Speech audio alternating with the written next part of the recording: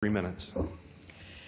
Thank you, Mr. Speaker, and I want to thank my colleague from Tennessee for yielding time. Today we take the next step in the process of providing the American people a better way on health care. We've all heard from constituents and families struggling to get by as they suffer the consequences of the fatally flawed health care law.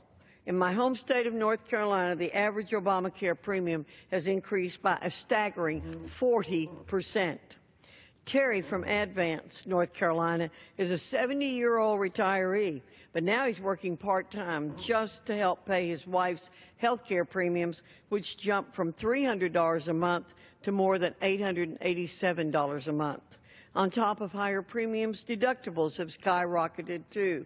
Patricia from Kernersville now has a whopping $6,550 deductible, and her premiums increased by 80% this year.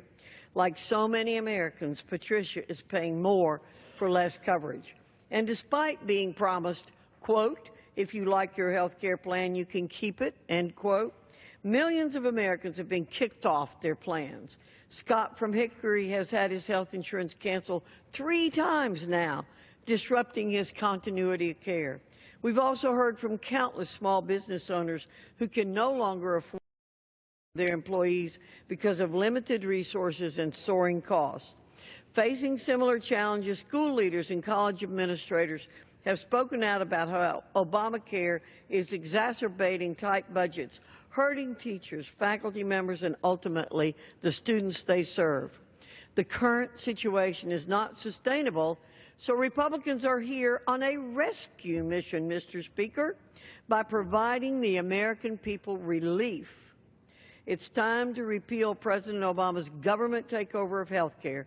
It's time to advance patient-centered reforms that lower costs, provide more choices, and put working families, not government bureaucrats, in control of their health care.